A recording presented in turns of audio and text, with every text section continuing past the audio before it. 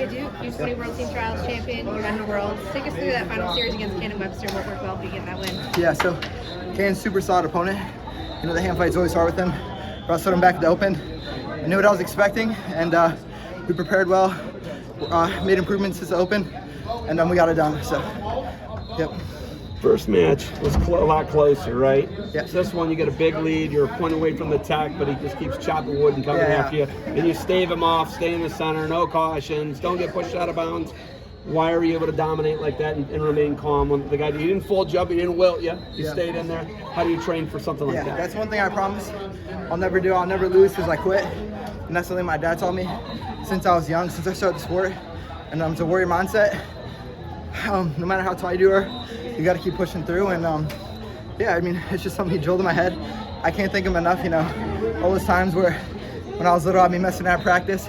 We'd get home, we'd be like, medicine ball up and down the stairs until you cry, you throw up. And at the moment, I didn't really like it.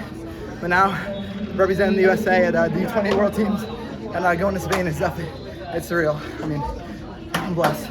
What was the mindset going into today and now into Worlds? I'm gonna try and keep the same mindset. Me and Coach Mike Mock, we talk about it a lot. Kind of just living in the moment, and kind of just never let anything get to your head. You know, these are amazing things I'm accomplishing, but I gotta be humble. I gotta keep working.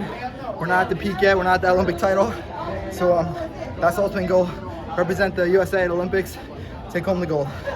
So. What kind of influence has Mike had on you, being your coach for a few years now? Yeah, so I used to go down to his house actually when he was still at NC State, and similar to my dad, pushed me on the air dyne. I remember one time, him and Coach Kede, we were kind of hanging out at a friend's house, and we stayed a little late. It was maybe like midnight, and it was when I was online school. So I didn't get my air dyne in, my air dyne sprints during the day. We get back at midnight. Coach Kede's like, wait, you didn't do your air dyne yet. I was like, oh gosh, you remembered. So got it done. Did those 3 matches at I don't even know, 12:30, but I mean, just stuff like that. Similar to my dad, like I said before, it's just making me work so hard. I'm so grateful for it. Pound for pound, number one, just guy, pound for pound, high school. Yeah. Does that mean anything to you? And are you going to come back to the Ironman again?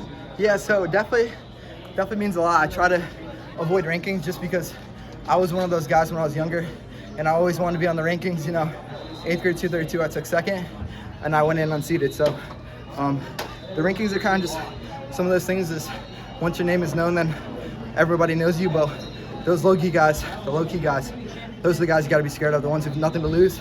So I'm definitely grateful to be number 1 pound for pound, but I got to stay hungry. Ironman. Oh yeah, if my team goes, I'm definitely gonna go, but that's up to my high school coach to decide. But unfortunately, I've had kind of bad luck there. 2 final matches, 2 dislocated joints, so it's not a fun tournament for me. But if we go, I'm not gonna shy out.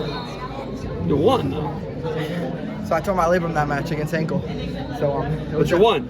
I did win, but At a my cost. body, yeah, at a cost. Right now I'm just worried about longevity. So much winning, and the journey to get to that Olympic goal, like I said before, is what's important for me. Congratulations. Thank you. Congrats. Thank you guys.